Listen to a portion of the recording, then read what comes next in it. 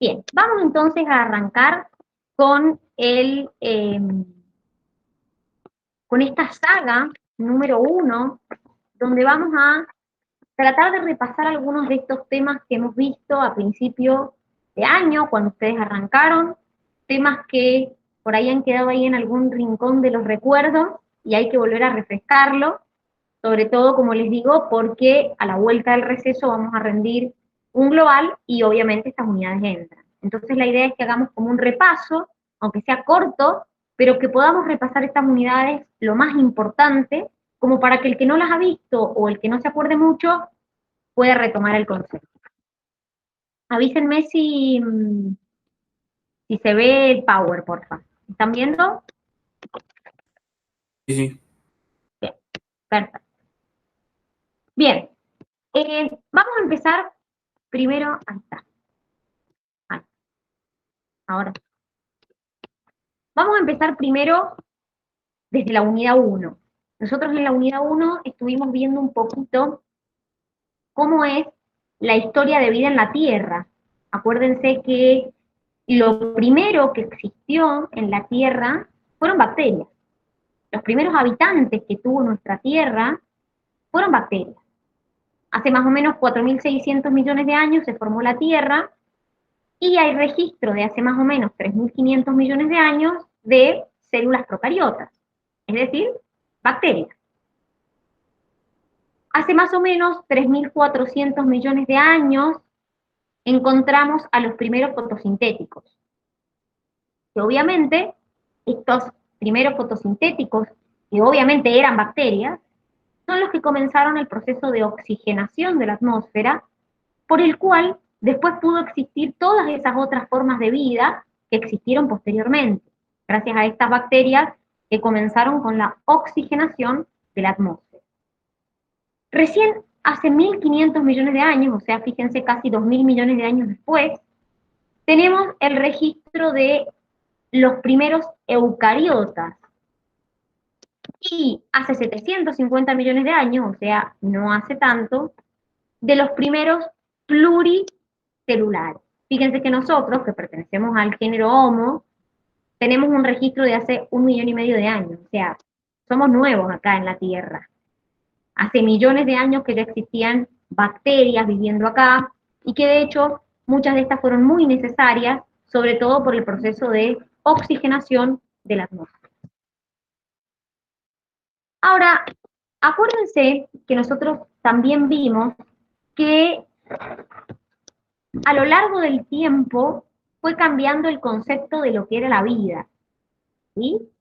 Por ejemplo, en el siglo XVII y siglo XVIII, los mecanicistas decían que éramos máquinas, que los seres vivos eran máquinas. Y los vitalistas hablaban de que había un espíritu vital, una fuerza vital, que separaba a los individuos vivos de los que no tienen vida.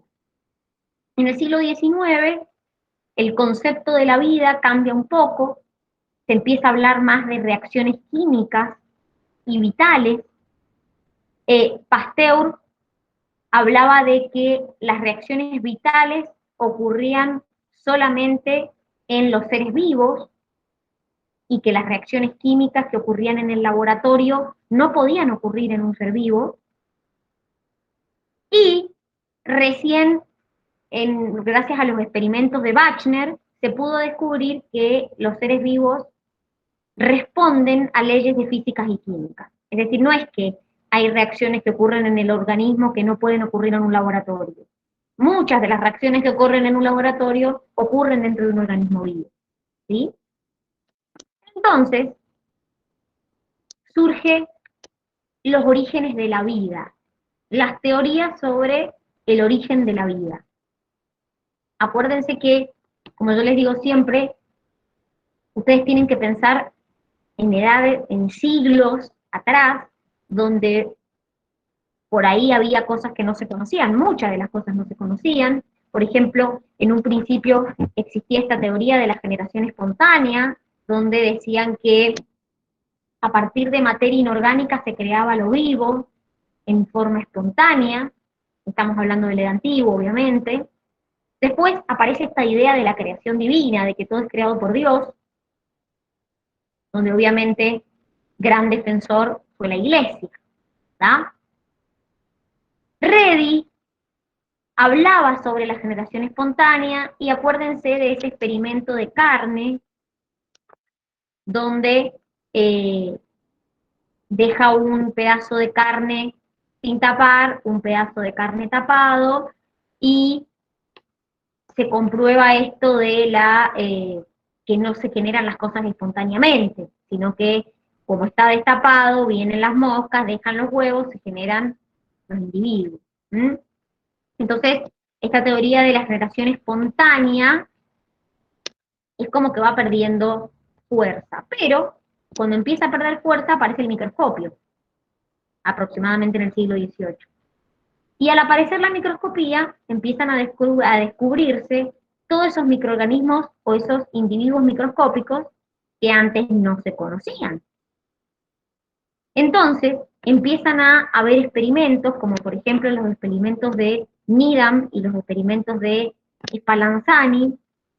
Needham hablan de esta fuerza vital, era vitalista, que mantenía vivos a los individuos. Acá está el experimento de Needham y acá está el experimento de Spallanzani. Needham hablaba de que había una fuerza vital que había hecho que se generara vida en el caldo, que en realidad era que lo había dejado destapado y habían entrado microorganismos con el aire. Y Spallanzani lo que hizo es taparlo y comprobar que no había crecimiento de microorganismos. Lo destapaba y había crecimiento de microorganismos. Los vitalistas decían que lo que había pasado era que con el calor había destruido esa fuerza vital que impulsaba la vida. Luego aparecen las ideas de rechazo a la generación espontánea y aparece Pasteur. Pasteur fue uno de los primeros que empezó a rechazar porque él hace su experimento. En el experimento de Pasteur, él coloca en estos embudos, o sea, en estos balones, un caldo, pero le pone este cuello que se llama cuello de cisne.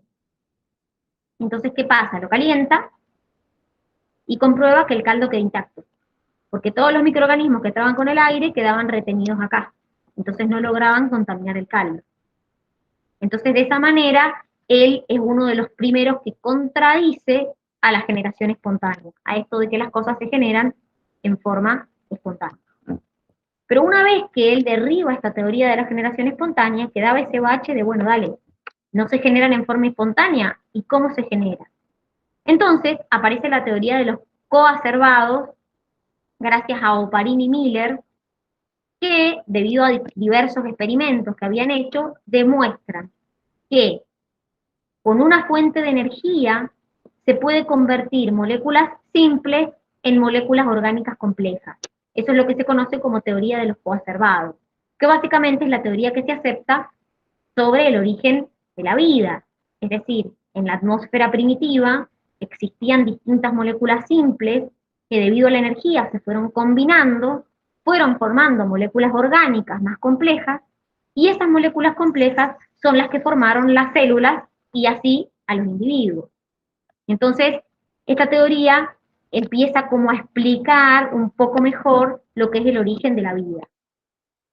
Acá tienen esto de la teoría quimiosintética, es decir, que acá está lo de Oparin, que les estaba diciendo yo, que los compuestos orgánicos se formaron a partir de moléculas simples. En la Tierra primitiva existían condiciones de anaerobiosis, existían moléculas como carbono, nitrógeno, oxígeno, agua, o sea, vapor de agua. Entonces, bueno, todas estas moléculas se fueron combinando hasta que formaron moléculas complejas, como proteínas, hidratos de carbono, lípidos, que son los componentes de los individuos, básicamente los componentes de la célula. Otra de las cosas que estuvimos viendo es lo que se llaman los niveles de organización. ¿Qué era esto de los niveles de organización? Nosotros organizábamos a los individuos, a la materia, desde un nivel de organización biológico hasta un nivel de organización ecológico. El nivel de organización más simple era el subatómico, Después le seguía el atómico, el molecular, celular, tisular, órgano, sistema de órganos y finalmente el individuo. ¿Sí? Es decir, los protones, neutrones y electrones formaban átomos, los átomos formaban moléculas, las moléculas formaban células y así sucesivamente. Esto correspondía a los niveles de organización biológicos. Después hablábamos de conjuntos de individuos y de la interacción de los individuos con otros y con el ambiente. Entonces, hablábamos del concepto de población, de comunidad, de ecosistema y de biosfera. La población es un conjunto de individuos de la misma especie que se reproducían entre sí y que viven en el mismo lugar y tiempo. La comunidad era conjunto de poblaciones, es decir, individuos de distintas especies. Y el ecosistema es cuando la comunidad interactuaba con lo abiótico, con el suelo, con el agua, con el aire.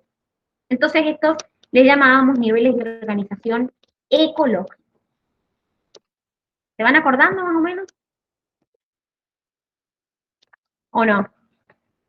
De las cosas de lo que estamos repasando. Sí, profe, a medias. A medias.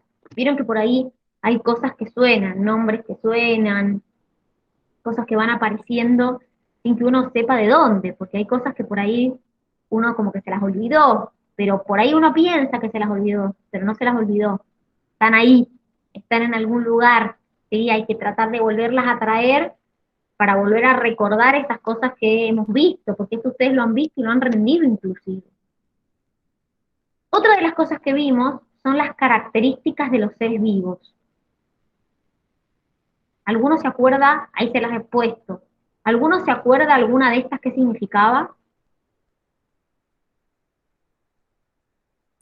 La organización jerárquica. ¿Y eso qué significaba? ¿Te acordás, Lauti? Era lo que estábamos viendo hace rato, ¿verdad? ¿Verdad? Bien, ¿y algún otro te acordás? ¿O alguien se acuerda algún otro qué significaba? Fíjense, ahí está. Lo de irritabilidad. No sé Ah, hablar.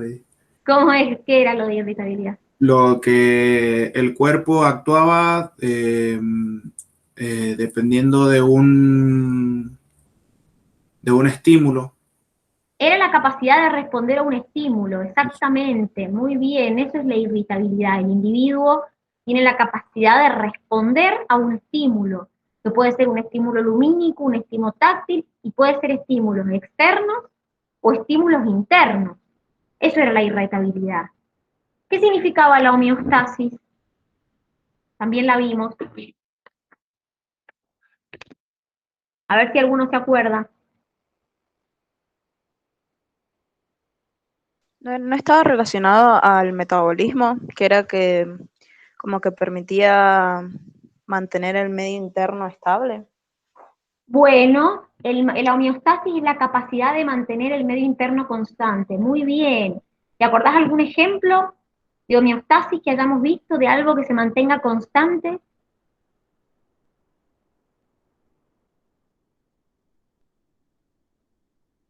La temperatura corporal.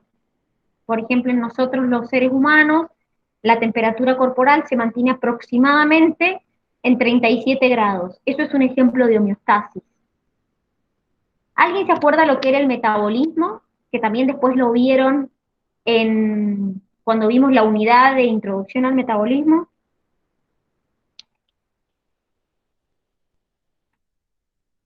¿Alguien se acuerda? Eran los procesos A ver. químicos que realizaba nuestro cuerpo. Muy bien, es el conjunto de reacciones químicas que ocurren en un organismo. Muy bien, perfecto. Después tenemos lo que es el sistema abierto. Somos sistemas abiertos porque intercambiamos materia y energía con el medio. Tenemos la capacidad de autorregularnos. Entonces, fíjense que acá tenemos lo que vimos respecto al metabolismo. El metabolismo tenía dos componentes, catabolismo y anabolismo. El catabolismo era cuando yo partía de moléculas complejas y terminaba formando moléculas simples, es decir, degradaba moléculas complejas. Y el anabolismo era al revés, perdón. Era cuando yo partía de moléculas simples y formaba moléculas complejas. Por ejemplo, unía aminoácidos y formaba una proteína. Entonces, son procesos inversos. Uno, degrado moléculas complejas para obtener otras más simples, y en el anabolismo, uno moléculas simples para formar una más compleja. Eso formaba parte de lo que llamábamos el metabolismo, que como bien dijeron ustedes, son el conjunto de procesos o reacciones químicas que ocurren en un individuo. ¿Vamos bien hasta acá? ¿Se van acordando?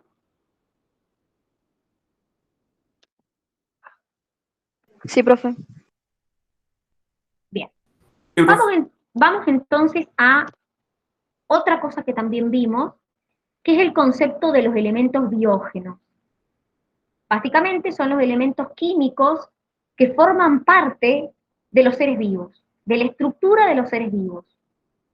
Y nosotros los clasificábamos en primarios, secundarios y terciarios, dependiendo de la cantidad en la que se encontraban. Los primarios son los que formaban el 98% de los compuestos, como carbono, hidrógeno, oxígeno, calcio, fósforo.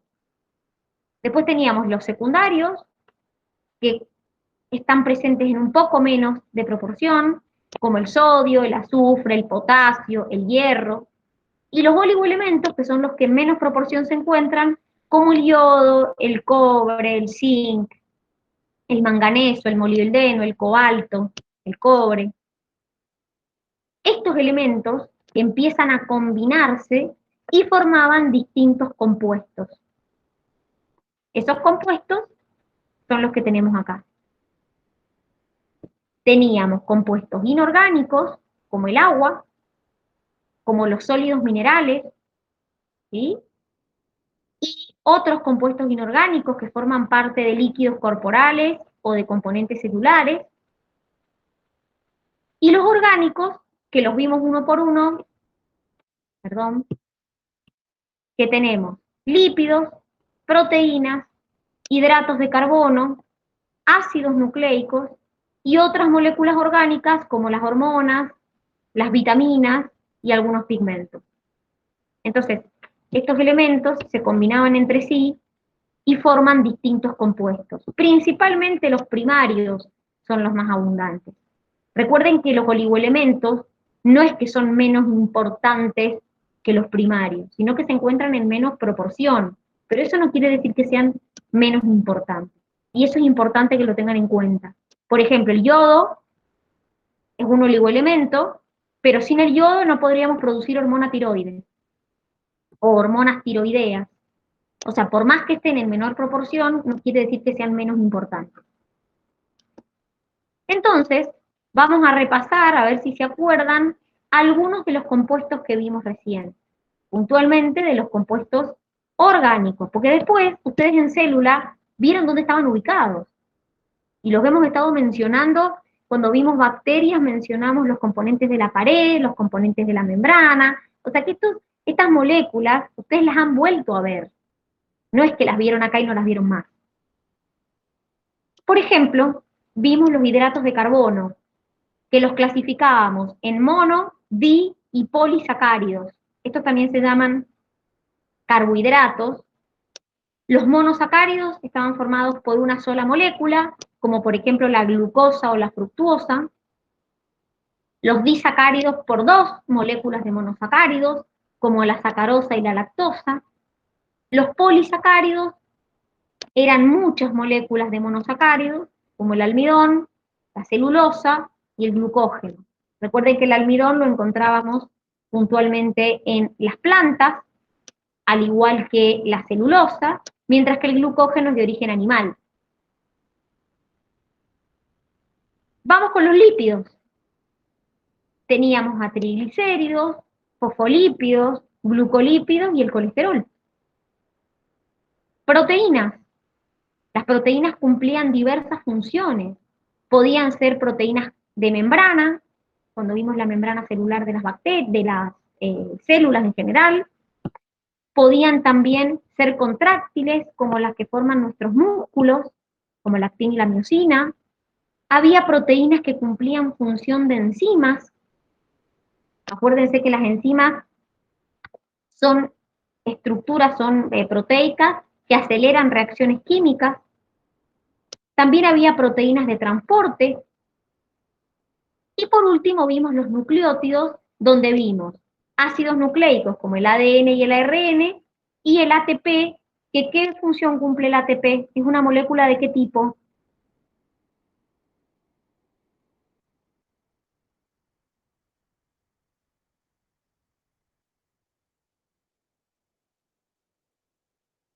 ¿Cómo, profe?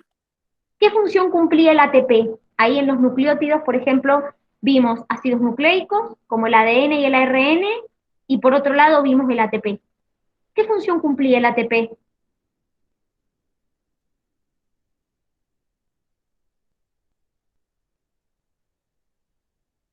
A ver, muy Era bien, es energía. una molécula energética. ¿Qué me dijiste, perdón? No escuché. Justo estaba, dije eso y, o sea, y mandó el mensajito. Entonces, es una molécula de energía.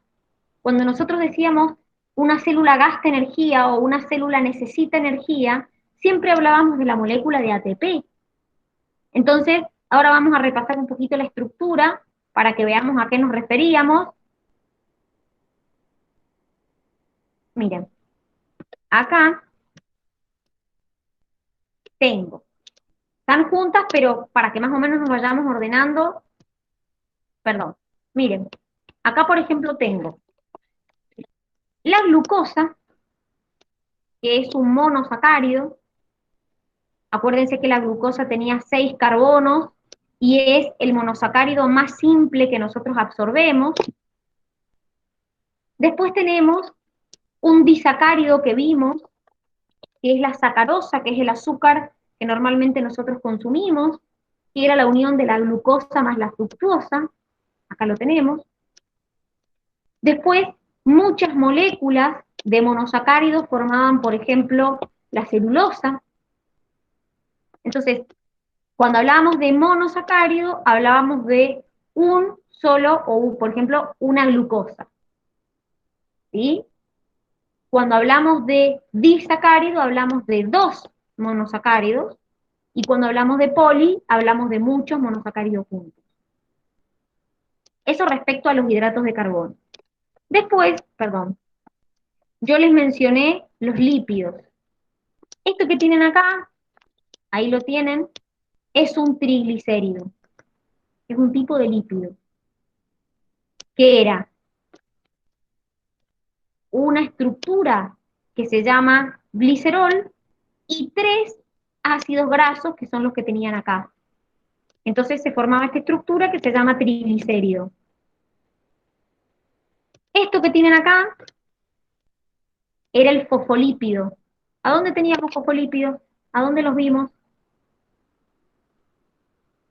En la membrana. Muy bien, formando la bicapa fosfolipídica. Muy bien. Esos fosfolípidos están formados por una cabeza y una cola. En la cabeza yo encontraba un grupo fosfato, ¿sí? Esto que tienen acá es el glicerol y acá tengo 2 ácidos grasos. Entonces, ¿se acuerdan que dijimos que la cabeza y la cola eran distintas? ¿Alguien se acuerda? Yo les mencioné el concepto hidrofílico e hidrofóbico. ¿Alguien se Uno acuerda cuál tenía era? afinidad por el agua y la otra no. Muy bien. ¿Y cuál era cuál? ¿Cuál era hidrofílica y cuál no? La cabeza era la que no tenía afinidad por el agua. A ver, O era al revés. Es al revés. Es al muy revés. bien, Al al revés. revés. Las cabezas eran hidrofílicas y las colas, estas, eran hidrofóbicas. Estas colas corresponden a esta parte, que es donde está el ácido graso. Y esta cabeza, que son estas, que es donde está el fosfato. Y esta molécula que tienen acá es el colesterol. ¿A dónde vimos el colesterol también? A ver si se acuerdan.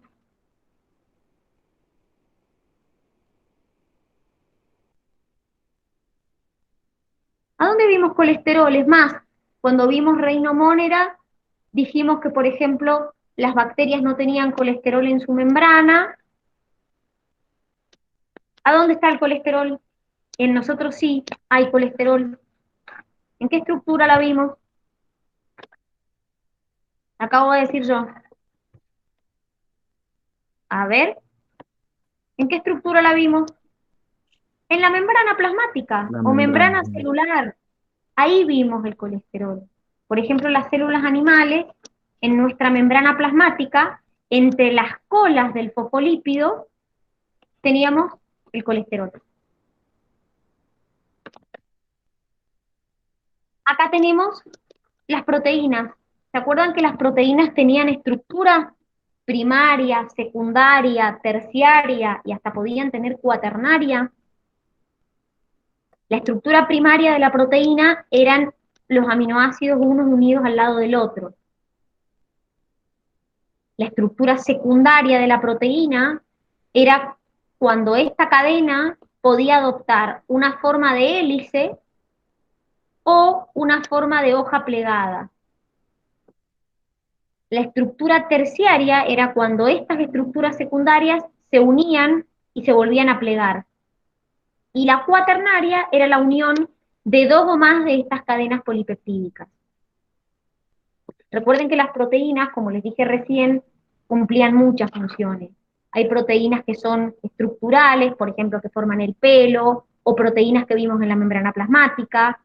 Había proteínas de transporte, había proteínas que funcionaban como una enzima. Es decir, las proteínas cumplen diversas funciones, pero esas funciones no están relacionadas con el aporte energético principalmente, ¿sí? El aporte energético principalmente lo da un hidrato de carbono o un lípido. El lípido más que todo es reserva energética.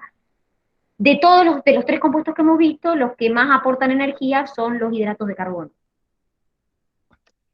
Y por último vimos los ácidos nucleicos, puntualmente los nucleótidos, que es esto que está acá, donde vimos ADN y ARN y el ATP, que estuvimos mencionando recién. Miren, acá está el ARN, es una cadena simple. Cada uno de estos se le llamaba nucleótido. A cada una de estas estructuras se les llamaba nucleótido. La cadena del ARN simple, la cadena del ADN es doble. Entonces acá tengo otro nucleótido, y acá lo mismo. Un nucleótido, otro. Acuérdense que el ATP también entraba dentro de lo que era un nucleótido. Era un azúcar que se llama ribosa, una base nitrogenada que se llama adenina y tres grupos fosfatos. Por eso se llama adenina trifosfato, porque tiene tres grupos fosfatos. Esto es lo que conocemos como ATP, que es esa molécula que ustedes estuvieron hablando, que era una molécula de energía, una molécula energética. ¿Se entendió? ¿Se acordaban? ¿O más o menos?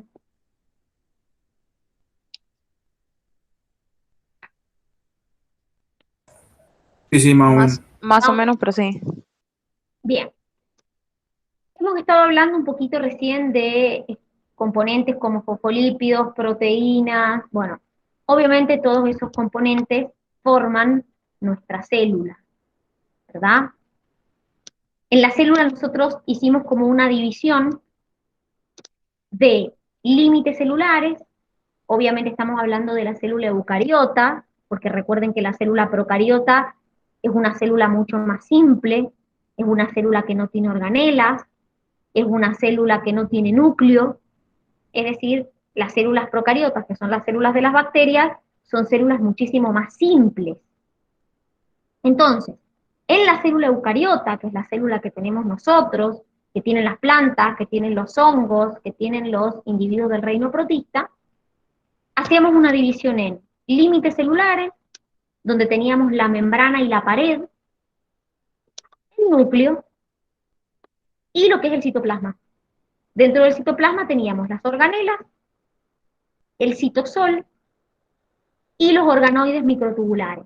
Vamos a hacer como un flash de repaso de algunas estructuras que son importantes para que se acuerden, pero recuerden que son estructuras, repito, de la célula eucariota, porque la célula procariota no, no tiene, tienen pared, pueden tener pared, tienen membrana, pero no tienen núcleo, no tienen organelas, no tienen organoides microtubulares, es decir, es una célula muchísimo más simple.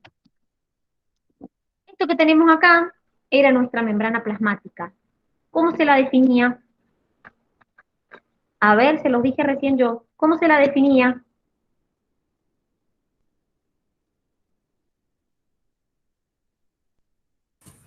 Cuando hacía referencia a que era semipermeable y todo eso, A ver, es semipermeable, muy bien. ¿Qué significaba eso?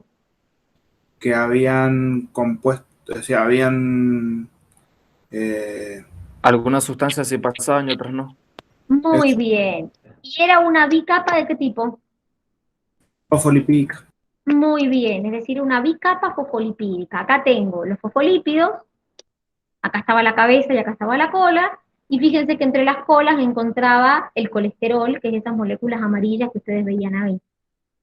Estos eran proteínas integrales, esto es una proteína periférica, estas son integrales, fíjense que las periféricas las encontraba en la cara externa y en la cara interna también, y estos eran oligosacáridos, que se podían unir a proteínas o se podían unir a lípidos. Entonces formaban glucolípidos y glucoproteínas. Esos glucolípidos y glucoproteínas formaban lo que se llama el glucocálix, que es una estructura que le servía a la célula de adherencia y de reconocimiento. Como muy bien dijeron ustedes, la membrana es semipermeable. Eso quiere decir que algunas sustancias van a pasar y otras sustancias no. Entonces, después vimos en la unidad de permeabilidad qué sustancias pasaban y qué sustancias no pasaban por la membrana. ¿Mm?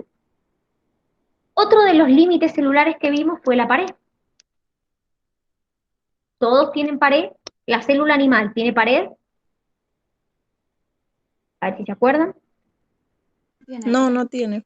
Muy bien, la célula animal no tiene pared.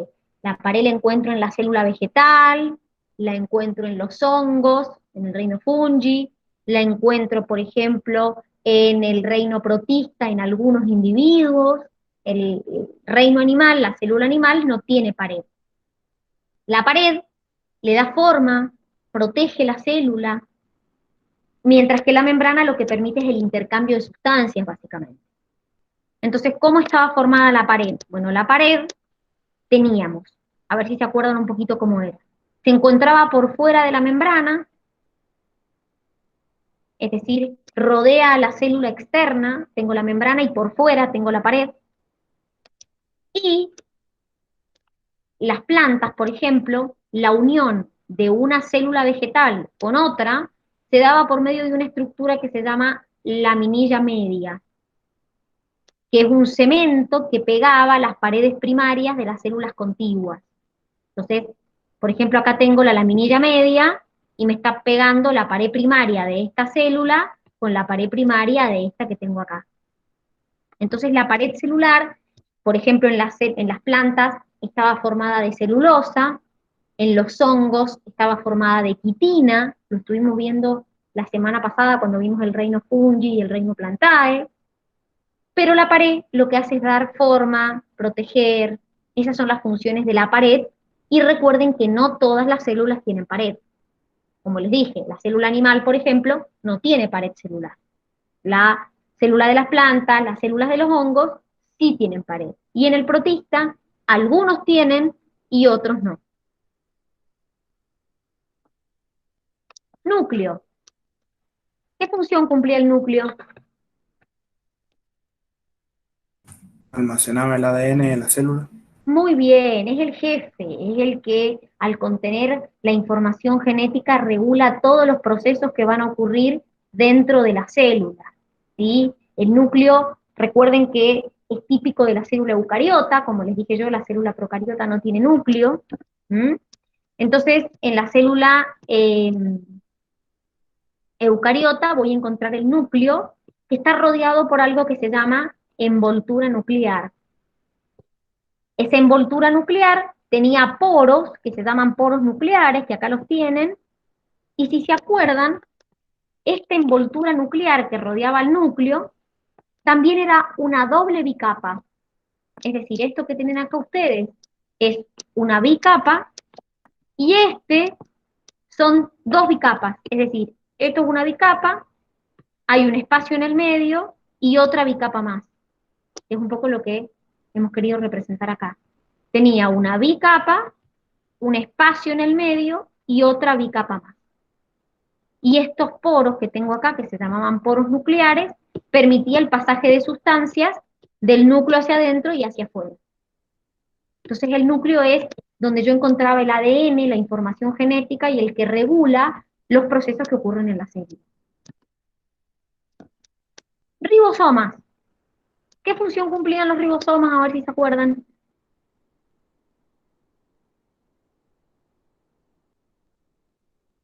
A ver, Se encargaron de la respiración celular. a ver. Esa era la mitocondria. Bien, ¿qué función cumplían los ribosomas? ¿Qué sintetizaban?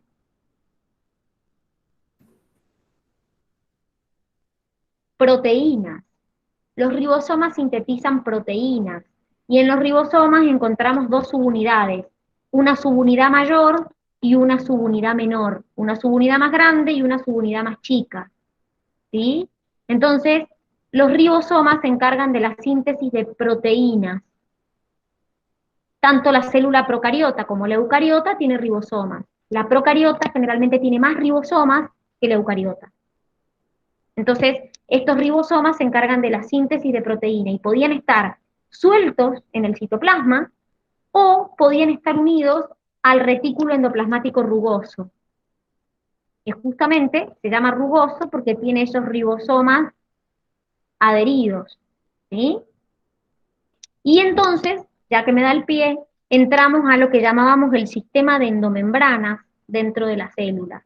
Dentro del sistema de endomembranas, nosotros vimos las vacuolas y las vesículas, el complejo de Golgi, los lisosomas y los retículos, que era el retículo rugoso y el retículo liso. Entonces, diferencias entre ambos retículos. Acuérdense que acá tienen la imagen, eran estos sacos aplanados. Uno tiene ribosomas, el otro no. El liso no tiene ribosomas, el rugoso sí. Por eso se llama rugoso. Entonces, ¿cuál es la función del retículo rugoso? Y también sintetiza proteínas. Igual que los ribosomas libres que se encontraban en el citoplasma. ¿Alguno se acuerda cuáles eran las diferencias de las proteínas que sintetizaban?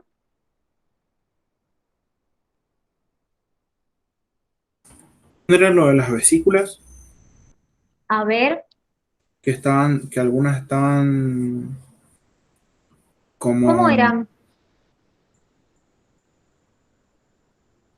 La diferencia entre las proteínas que sintetizan los ribosomas libres y las proteínas que sintetiza el RER está relacionada con el destino de la proteína.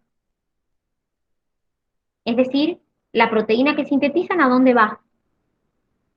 Los ribosomas libres sintetizaban proteínas que se quedan en la célula, adentro. El RER, que es el retículo rugoso, sintetiza lo que se llama proteínas de exportación o de membrana. Son proteínas que yo llevaba a la membrana plasmática o que directamente las exportaba afuera de mi célula. Y el REL es un retículo que no tiene ribosomas, entonces la función era sintetizar lípidos, también se encargaba de la desintoxicación celular y también de un proceso que se llama glucogenólisis, que es la hidrólisis del glucógeno. Y ya vimos recién que el glucógeno es un tipo de polisacárido que se encuentra en los animales. Diferencias entre vesículas y vacuolas. También pertenecen al sistema de endomembrana. Generalmente las vacuolas es una o son más grandes se encuentran principalmente en las plantas y en los hongos, y ocupan casi todo el tamaño de la célula, ¿sí? Entonces, la vacuola almacena sustancias. En las plantas principalmente almacena agua, pero también puede almacenar nutrientes, productos de desecho, sustancias que se van a degradar. En cambio, las vesículas están en todas las células eucariotas, no solamente en las plantas, son más pequeñitas y también principalmente la función es almacenar sustancias, pero también el transporte de sustancias adentro de las células y hacia afuera de las células. Es un poco lo que decías recién vos, Lauti, respecto a las vesículas. Eran como pequeñitas bolsas que almacenaban algo y que permitía transportarlo dentro de la célula o hacia afuera de la célula. En cambio, la vacuola es bien grande y ocupa casi todo el tamaño de la célula. Entonces las encuentro principalmente en plantas y en hongos. Después teníamos las diferencias entre lisosoma y peroxisoma. El lisosoma pertenece a lo que dijimos recién, al sistema de endomembranas. El peroxisoma no. Entonces, estas dos organelas suelen confundirse, estas dos, porque las dos son como vesículas que adentro contienen enzimas. Entonces suele como darse a confusión qué enzimas tiene uno, qué enzimas tiene el otro, para qué sirven. Entonces por eso hice este cuadrito, para que más o menos tengan una idea de lo que son las diferencias entre los dos, que son preguntas que suelen hacerles. La vacuola con la vesícula, el lisosoma con el peroxisoma, son como comparaciones que suelen aparecer en los exámenes. Entonces, el lisosoma pertenece al sistema de endomembrana, el peroxisoma no. Entonces, ¿por qué no pertenecen al sistema de endomembrana? Porque el lisosoma se forma en el complejo de Golgi y el peroxisoma no. Los dos tienen enzimas, lo que pasa es que tienen distintos tipos de enzimas. Los lisosomas tienen enzimas hidrolíticas, mientras que los peroxisomas tienen enzimas oxidativas y también la catalasa. Este se encargaba de hacer digestión intracelular, y el peroxisoma degrada sustancias tóxicas y ácidos grasos. ¿Y qué tengo que tener en cuenta yo? Los peroxisomas están en la célula animal y están en la célula vegetal. Lo que pasa es que en la célula vegetal, en las plantas, además de tener peroxisoma como peroxisoma, tenía en las semillas de las plantas unos peroxisomas específicos que se llaman glioxisomas. Los lisosomas se encuentran principalmente en la célula animal, porque en las células de las plantas y en los hongos, lo que yo tengo son vacuolas que tienen enzimas hidrolíticas, o sea, que tienen las mismas enzimas que un lisosoma, pero no son un lisosoma en sí. El lisosoma en sí, como lisosoma, se encuentra en la célula animal. En las células de las plantas y en los hongos, tengo vacuolas que adentro tienen enzimas hidrolíticas que cumplen la misma función que un lisosoma, o que las enzimas que tiene un lisosoma. ¿Se entiende la diferencia? Sí, sí. Bien, perfecto. Mitocondria. Recién alguien la mencionó ahí, creo que vos la usó. Alguien la mencionó, no me acuerdo. ¿Cuál era la función de la mitocondria? Ahora sí. ¿Qué proceso ocurría en la mitocondria? Respiración celular. Muy bien, la respiración celular. Recuerden que todas las células eucariotas van a tener mitocondria porque todas necesitan obtener ATP. Todas necesitan obtener energía. El proceso de la respiración celular es el proceso por el cual obteníamos energía.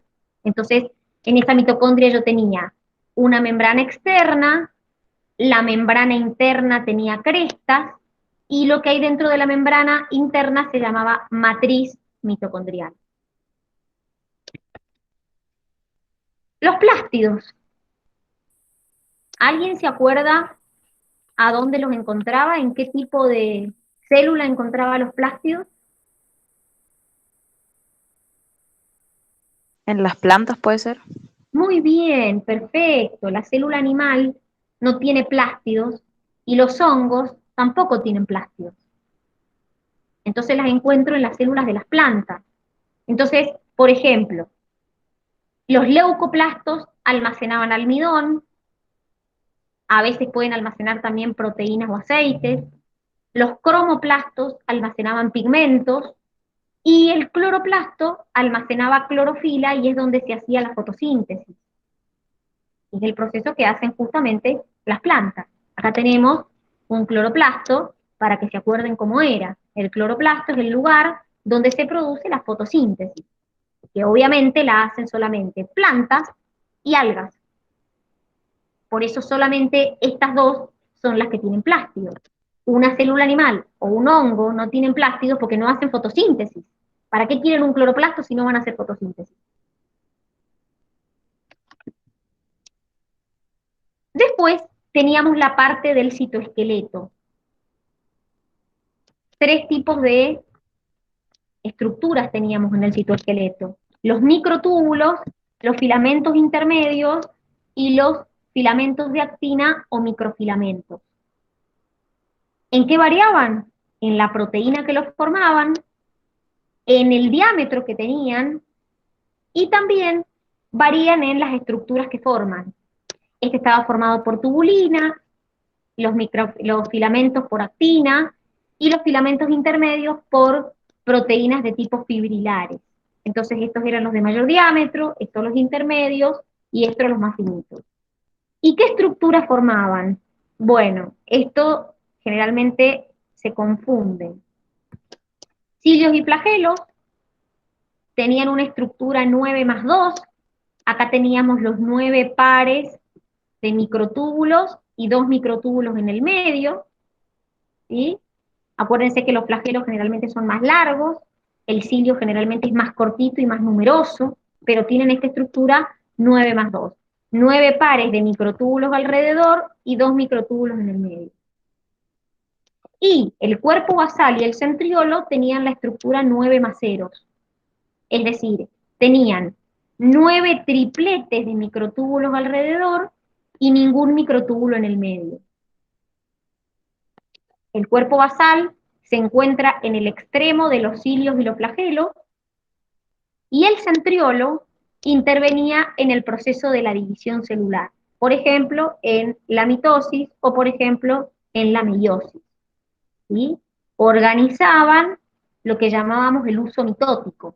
Ustedes vieron cuando vieron mitosis o meiosis. ¿Alguna duda hasta acá? No, profe. Piensen que esto es como un flash. Es como lo más importante. Es para que vayan otra vez esos conceptos yendo y viniendo, más que yendo, viniendo y apareciendo de nuevo para que tratemos de recuperarlos y de repasar. Recién estuvimos hablando de la membrana plasmática. Y como estuvimos hablando de la membrana, tenemos que ver qué sustancias se podían transportar o no a través de la membrana. Había sustancias que atravesaban la membrana libremente por procesos de difusión. ¿Alguno se acuerda qué características tenían que tener esas sustancias para poder atravesar la membrana libremente? ¿Cómo tenían que ser? Tenían que ser muy chiquitas, ¿Pequeñas? ¿Qué más? Te faltan 2 características. no polares, Muy bien. ¿Y qué más? Una más que falta. Pequeñas, no polares y sin y carga. eso No sin carga. tenían que tener carga. Muy bien. Entonces, cuando las sustancias eran pequeñas, no polares y sin carga, atravesaban directamente la membrana por difusión. Y dentro del transporte directo por la membrana vimos el proceso de ósmosis, que es esto que tienen acá, ¿sí? Que es el movimiento de agua a través de una membrana semipermeable. Entonces, teníamos 3 tipos de medios: hipotónicos, hipertónicos e isotónicos. ¿Qué quería decir un medio hipotónico? Es un medio que tenía más potencial hídrico que potencial osmótico, es decir, tiene más concentración de agua que de soluto. Y el agua en la ósmosis siempre se mueve desde donde hay más a donde hay menos. Entonces, como el medio era el hipotónico, el agua empezaba a entrar a la célula. En el medio hipertónico, el medio tiene más concentración de soluto o más potencial osmótico que potencial hídrico. Entonces el agua empieza a salir de la célula. Y en un medio isotónico, como las concentraciones o el potencial hídrico es igual al osmótico, la cantidad de agua que entra a una célula es igual a la cantidad de agua que sale, entonces el flujo neto es nulo. Entonces, ¿qué es la ósmosis? Es el movimiento de agua a través de una membrana semipermeable. Claramente era un transporte de tipo pasivo, es decir, no implica un gasto de energía y se hacían a favor de gradiente, desde donde hay más concentración a donde hay menos. Después vimos el transporte por medio de proteínas transportadoras y ahí dividíamos en canales y transportadores. Dentro de los canales vimos las acuaporinas, los poros y los canales iónicos, y dentro de los transportadores, uniporte, simporte y antiporte. Así los clasificábamos. Entonces, aquí teníamos la diferencia entre un canal y un transportador. El canal formaba un conducto por donde las sustancias pasaban, y siempre el canal era pasivo, es decir, de donde hay más concentración a donde hay menos. Los transportadores, en cambio, podían ser pasivos o podían ser activos. Y en ese caso, no formaban un conducto, sino que la sustancia a transportar se unía con el transportador. Entonces lo hacía cambiar de forma. Los transportadores, repito, podían ser pasivos o podían ser activos. Acá, por ejemplo, tenemos un canal iónico, por ejemplo, no sé, un canal de un ion en particular, puede ser un canal de sodio, de potasio, de lo que quieran. Acá tenemos una acuaporina, que es un canal que permitía el pasaje pura y exclusivamente de agua. Y estos que tenemos acá son los tipos de transportadores. ¿Se acuerdan que los transportadores dijimos que podían ser uniporte, simporte y antiporte? Teníamos el uniporte, que me permitía transportar una sustancia en un solo sentido. El simporte eran dos sustancias en el mismo sentido. Y el antiporte, que acá tenemos nuestra famosa bomba sodio-potasio, eran dos sustancias en distintos sentidos. Por ejemplo, en la bomba sodio-potasio era el transporte de sodio hacia afuera y potasio hacia adentro. Eso es un antiporte. Esto es un transporte de tipo activo, me implica el gasto de energía. Entonces, ¿cómo era la bomba sodio-potasio? ¿Alguien se acuerda cómo funcionaba?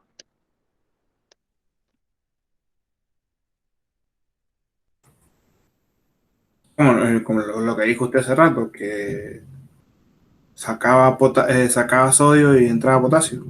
Bien, lo que ocurría era que primero se unía el sodio, se hidrolizaba una molécula de ATP, por eso decimos que es un transporte activo, el fosfato se unía a la proteína y la hacía cambiar de forma, y eso hacía que el sodio se liberara hacia afuera. Posteriormente, en esta nueva forma se unía un potasio del exterior, y el fosfato que se había unido se liberaba, entonces la proteína volvía a la forma original, y eso hacía que el potasio se liberara al interior. Entonces, en conclusión, saqué sodio y metí potasio.